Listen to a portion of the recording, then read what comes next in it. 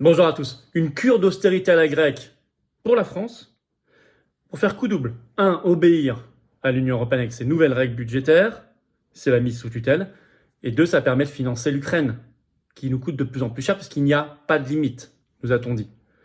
Et pendant ce temps-là, vous allez voir des annonces très concrètes qui ressemblent vraiment à ce qu'a vécu la Grèce, la cure d'austérité à la grecque. On avait alerté sur les nouvelles règles budgétaires qui s'appliquent depuis le 1er janvier 2024, les règles liées à l'Union européenne. Des prévisions annonçaient exactement ce qui se passe. Je vous en avais parlé, on va en parler là. Et c'est vrai qu'entre-temps, on nous a dit qu'il fallait absolument financer l'Ukraine. Donc, tout ça se conjugue. La mise sous tutelle budgétaire de la France pour financer l'Ukraine, une folie. Il y a moyen, cependant, grâce à cela, de faire coup double. D'expliquer à la fois à nos compatriotes qu'il faut quitter l'Union européenne, Frexit, et qu'il faut arrêter cette folle politique en Ukraine et aller vers la paix. C'est l'intérêt de cette affaire, c'est que ça peut ouvrir beaucoup d'yeux, ça peut aider des gens à comprendre. Et c'est exactement ce qu'on fait ici, pour se battre. C'est pour ça notamment qu'on fait la marche nationale contre la guerre, la première. Samedi 16 mars, rendez-vous 14h, place du Palais Royal à Paris. On ira jusqu'à Fontenoy. Soyez très nombreux avec des drapeaux français et notamment les Mamans pour la paix. Vous allez voir maman pour la paix avec un s.fr tout collé. Vous allez voir le site, vous pouvez signer, que vous soyez maman ou homme ou femme, d'ailleurs peu importe. C'est évidemment la paix, c'est une affaire de tous. Mais c'est vrai que les Mamans pour la paix vont se mobiliser en particulier.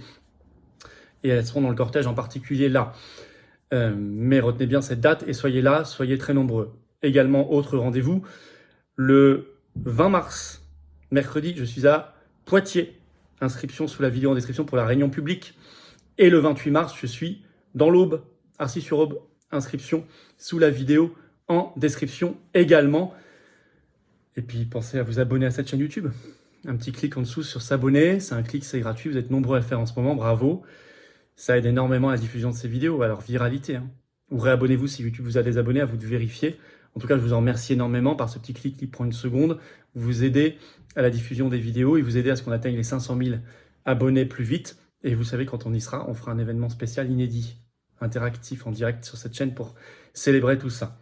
Je vous attends aux Patriotes pour le Frexit et pour la paix. J'en parlerai en fin de vidéo. Tous les liens pour adhérer ou faire un don de soutien au mouvement sont sur les-patriotes.fr et en lien sous la vidéo en description, mais j'y reviens tout à l'heure. On y va. La France sous tutelle budgétaire de l'Union européenne pour financer l'Ukraine. C'est littéralement ça. Cure d'austérité à la grecque, avec les nouvelles règles budgétaires européennes, et en parallèle, toujours plus pour l'Ukraine de Zelensky. Alors d'abord, l'austérité à la grecque. Je vous en avais parlé, le 22 février, le gouvernement a pris un décret d'annulation de crédit de 10 milliards d'euros. Ça touchait notamment beaucoup la mobilité, la recherche, souvenez-vous, et également police, les prisons, etc., etc. Et c'était le décret, figurez-vous, d'annulation de crédit le plus élevé de toute l'histoire de la Ve République. Mais ils vont plus loin. Dépêche Reuters le 7 mars, France, les annonces d'économie budgétaire, je cite, ne font que commencer.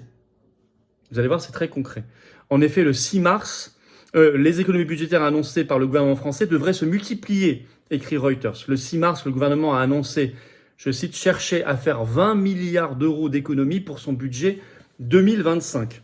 Bruno Le Maire, ministre de l'économie, était devant la commission des finances du Sénat le 6 mars et il a détaillé dans quel domaine les 20 milliards d'euros d'économies allaient être faits. Je cite l'article de Public Sénat sur ça. Le ministre de l'économie et des finances a ouvert les réflexions sur les domaines suivants. Les aides aux entreprises, les dispositifs en faveur de la jeunesse, la politique de l'emploi, la formation professionnelle, l'apprentissage, les dispositifs médicaux, les affections de longue durée, on va y revenir, les aides au cinéma, l'absentéisme dans la fonction publique ou encore les mesures de maîtrise de la loi de programmation militaire. Vous allez voir d'ailleurs que sur l'armée, ils vont aller piocher dans le livret A pour l'Ukraine. J'y reviens dans un instant. Vous allez voir notamment, vous voyez, ça touche la jeunesse, ça touche la santé beaucoup, la formation professionnelle, l'emploi. Bon. C'est vraiment l'austérité à la grecque. Avec toute une série de mesures très concrètes. Alors, il faut aller piocher ici et là pour les connaître. Par exemple, France Info TV le 5 mars, le titre « Retraite, pas de revalorisation en 2025 ». Il se pourrait que les retraites ne soient pas du tout revalorisées en 2025. Deuxièmement, dépêche AFP le 29 février, cancer, diabète, etc. Bientôt la fin de la prise en charge à 100% des ALD, affections de longue durée. Ça, c'est une annonce qui a été faite par le ministre de la Santé, le nouveau Frédéric Valletoux. Je vais vous citer un extrait de la dépêche AFP. En France, 13 millions de patients en ALD, affections longue durée, cancer, diabète, insuffisance cardiaque, maladie d'Alzheimer, etc., bénéficient d'une prise en charge à 100% par la sécurité sociale de leurs soins liés à leur maladie dans la limite de plafond prévu. Mais le gouvernement, qui cherche des pistes d'économie notamment en santé, réfléchit à la pertinence de l'actuel dispositif. Assurance chômage. Article du Point ce 6 mars. Le titre « Comment le gouvernement veut encore durcir les règles d'assurance chômage » alors qu'il y a déjà eu 2 réformes pour les durcir sous Emmanuel Macron. Le Premier ministre Attal a annoncé, je cite, « des décisions difficiles ». Et Bruno Le Maire, dans une interview au Monde le 6 mars, déclare, je cite, « la réforme de l'assurance chômage est nécessaire pour atteindre le plein emploi ». Donc, en fait, il bidouille les statistiques du chômage pour vous faire croire que ça ne cesse de baisser.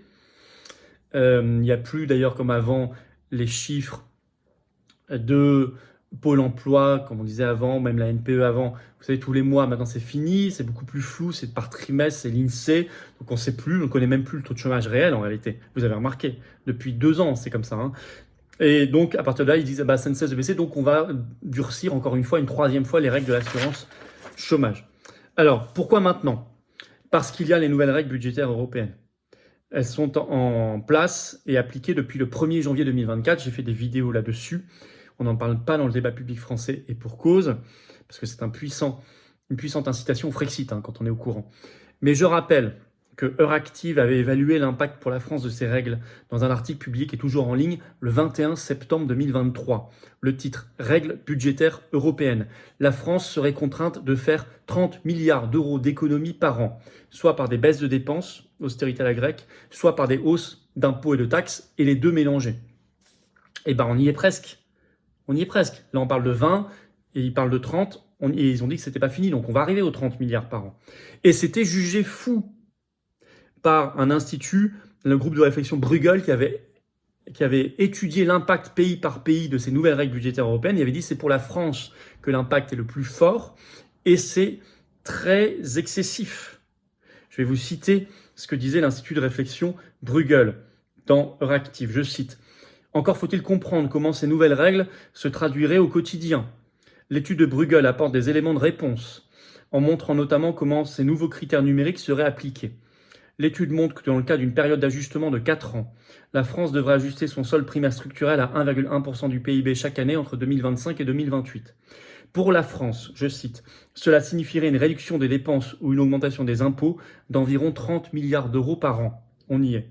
En d'autres termes, cela obligerait la France à faire des ajustements complètement irréalistes, a déclaré Jérôme Zettelmeyer, directeur de Bruegel et l'un des auteurs de l'étude à la Commission des affaires économiques du Parlement européen ce 20 septembre. Je cite toujours. En outre, selon les calculs de Bruegel, la raison première derrière ces coupes budgétaires si drastiques n'est pas que la dette française serait jugée insoutenable. Non, en réalité, je cite, le gouvernement français ne devrait réduire ses dépenses qu'en raison de critères numériques ajoutés par la Commission européenne sous la pression du gouvernement allemand. Vous avez bien compris, on ne ferait ça non pas pour des raisons de dette insoutenable, elle ne l'est pas, non, on le ferait parce que le gouvernement français ne devrait réduire ses dépenses qu'en raison de critères numériques ajoutés par la Commission européenne sous pression du gouvernement allemand. Vous avez bien lu.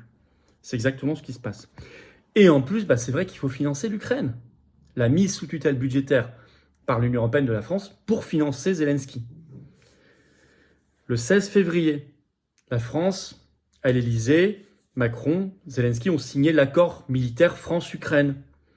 Et le même jour, dans la foulée, Macron annonce, rien que pour 2024, 3 milliards d'euros supplémentaires pour l'Ukraine. Il faut bien les financer. Il faut les trouver quelque part. AFP, depuis, donc dépêche le 7 mars, le titre « Guerre en Ukraine », Emmanuel Macron dit aux partis politiques qu'il n'y a aucune limite, on le cite, au soutien à Kiev. Sachant qu'on a ajouté le 7 mars la signature d'un nouvel accord militaire, cette fois avec la Moldavie. Donc il va falloir aussi payer. Et le 5 mars, on en parle beaucoup, on va suivre ça, ça n'est pas encore fait, le Sénat pour l'instant le Sénat, a voté une proposition de loi pour flécher une partie de l'épargne du livret A des Français vers l'industrie de défense, en réalité très largement vers le soutien à l'Ukraine.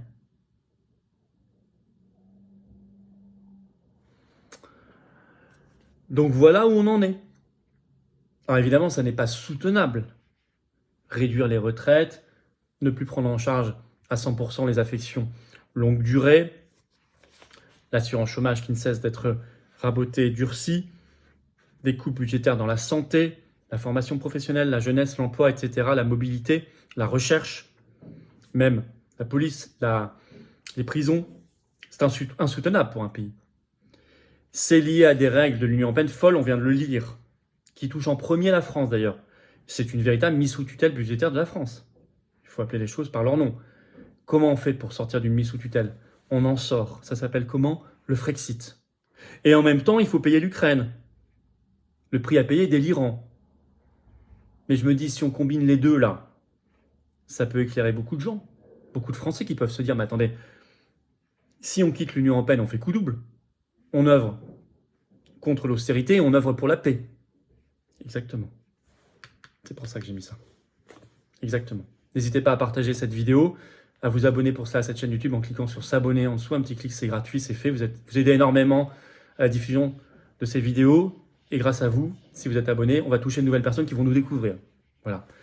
Marche nationale contre la guerre, samedi 16 mars, rendez-vous 14h, place du Palais Royal à Paris. Venez très très nombreux, c'est ouvert à tous, adhérents comme non-adhérents. Sécurisé bien sûr, donc toutes les familles viennent. Je ne sais pas ce qu'il vous faut si vous ne venez pas là, parce que la situation est gravissime sur le front de la paix ou de la guerre. Il faut être très nombreux. Les Patriotes sont le seul mouvement politique qui prend ses responsabilités en organisant tout ça. Mais on les prendra, on n'arrêtera pas. Je vous attends, Patriotes, j'ai besoin de vous. Pour le Frexit, pour la paix, pour nos libertés, il faut adhérer ou faire un don de soutien au mouvement dès maintenant. Il faut venir. Il faut venir nous épauler, il faut venir consolider cette dynamique.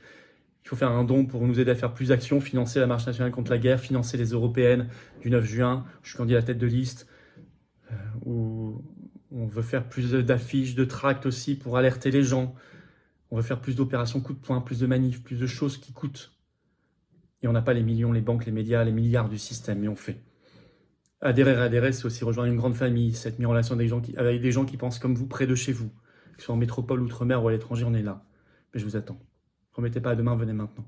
Adhérer, c'est le premier lien sous la vidéo en description. Ce lien est également en commentaire épinglé. Une petite fiche maintenant sur l'écran et dans quelques secondes un lien sur l'écran. C'est facile. Faire un don de soutien au mouvement, deuxième lien sous la vidéo en description, c'est facile. Tous ces liens se retrouvent sur les-patriotes.fr bien sûr. Allez vous balader sur mamanpourlapaix.fr, allez voir. Maman avec un S tout collé. Signé, relayé. Allez voir. Il y aura d'autres témoignages, il y en a déjà.